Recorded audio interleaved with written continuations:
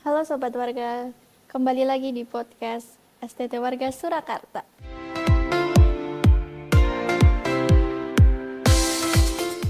Kali ini kita bersama Bapak Insinyur Farid Ardianto, Sarjana Teknik Magister Teknik, Sekretaris Prodi S1 Teknik Elektro. Ya, selamat datang Bapak Farid. Iya. Ya, kita langsung saja Pak ya. Iya, siap. Baik Pak. Setahu saya ini Prodi S1 Teknik Elektro ini baru ya Pak ya? Iya, betul. Itu kapan Pak mulai operasional Prodi S1 Teknik Elektro? Operasional itu sejak pertengahan 2024, Mbak ya.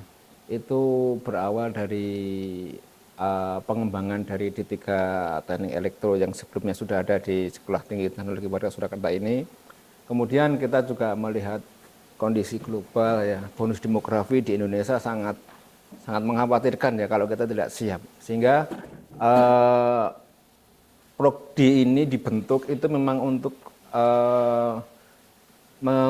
mengantisipasi bonus demografi di Indonesia yang mungkin 10 tahun lagi itu kalau tidak kita siapkan mahasiswa-mahasiswa kita itu akan sulit untuk berkompetisi dengan dunia luar. Sehingga mulai 2023 kita mulai mendaftar ke pemerintah dan alhamdulillah 2024 kita sudah mulai beroperasi S1 Teknik Elektro dengan tujuan untuk membentuk lulusan-lulusan yang mampu berkompetisi di dunia luar, mampu bersaing sampai dengan di tingkat internasional. Oke. Kemudian Bapak, selama pembelajarannya ini, bagaimana sistem pembelajarannya ini Pak? Dari praktik atau rasio praktik dan teorinya? Untuk rasio praktek dan teori, menurut peraturan ya, untuk di akademis ya ini agak beda dengan yang di vokasi D3 ya. Kalau vokasi D3 itu 60-40, 60 praktek, kemudian teori 40. Tapi kalau di akademis itu kan dibalik ya.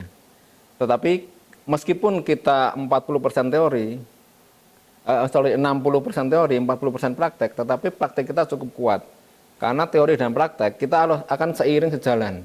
Sehingga untuk mata kuliah teori dan praktek itu kita buat dalam 1 semester sehingga ketika selesai teori langsung kemudian dipraktekkan. Sehingga itu membuat ilmu-ilmu yang sudah kita sampaikan itu langsung bisa diterapkan di prakteknya dan itu membuat mahasiswa mempunyai semacam pengalaman untuk belajar sehingga itu akan diingat terus sampai kemudian dia sampai lulus seperti itu. Oke, kemudian Bapak, harapan bekal apa yang akan diberikan kepada mahasiswa nantinya ketika lulus? Oke, mahasiswa lulusan dari S1 Teknik Elektro kita harapkan dan kita sudah siapkan. Yang pertama itu mampu menjadi teknisi ya, terutama ya teknisi di bidang elektronika, terutama di elektronika yang berhubungan dengan industri.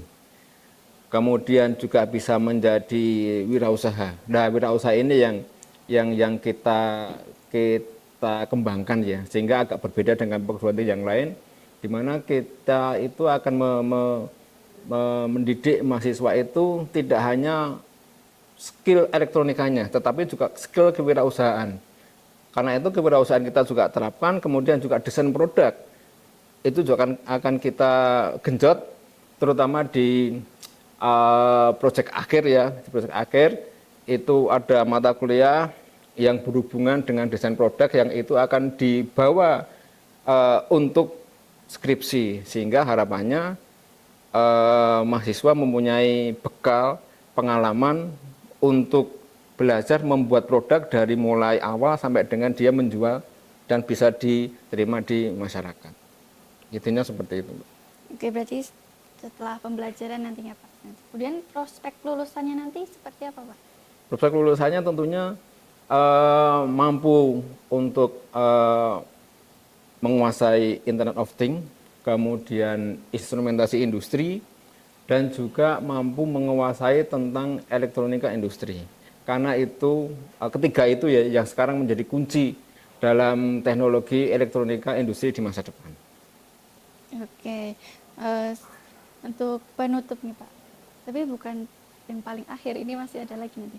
Ini mengapa kita harus, misalnya kalau calon mahasiswa baru ini mau mendaftar di S1 Teknik Elektro, apa yang jadi kelebihannya di S1 Warga? Oke, kata bicara kelebihan tentunya kita bicara tentang apa yang kita punya ya. Jadi alat-alat praktek kita tuh sangat lengkap dibandingkan dengan kampus yang lain. Saya pikir sangat lengkap dan selalu up to date. Karena dosen-dosen yang ada di STT Warga itu hampir semuanya itu mempunyai pengalaman di industri yang cukup mumpuni ya. Jadi pengalaman di industri yang di luar tentunya ya, di perusahaan-perusahaan itu juga cukup mempunyai peran ya besar ya, tidak hanya di lokal regional tapi juga sampai tingkat nasional ya. Tentunya itu membawa teknologi baru dari luar dimasukkan ke dalam pembelajaran. Nah, itulah kekuatan kita sehingga apa, materi yang kita sampaikan, praktek yang kita sampaikan selalu up to date. Sehingga jangan takut ketinggalan zaman. Karena semua alat praktek kita sudah cukup mumpuni. Saya kira seperti itu. Oke, untuk mengakhiri podcast ini Bapak, boleh memberikan closing statement-nya? Oke, untuk closing statement ya. Untuk calon mahasiswa atau yang masih sekolah dan masih bimbang, saya mau kuliah di mana dan mau ngapain ya. Jangan ragu-ragu untuk memilih teknik. Karena di posisi teknik, apalagi teknik elektro, ke depan itu sangat dibutuhkan oleh dunia. Tidak hanya dunia industri, tapi seluruh dunia yang berhubungan dengan teknologi, itu pasti berhubungan dengan teknik elektro. Dan teknik elektro yang mempunyai prospek ke depan, ada IoT, ada instrumentasi industri, ada otomatisasi industri, itu hanya ada di Sekolah Tinggi Teknologi Warga Surakarta. Oke, baik, terima kasih Pak Farid atas waktu yang diberikan. Sama-sama, Pak. Baik, cukup sekian ya Pak Oke. perjumpaan kita kali ini. Mungkin disambung di podcast-podcast selanjutnya. Siap. Ya. Baik, terima kasih Sobat Warga. Sekian podcast kali ini. See you in the next podcast.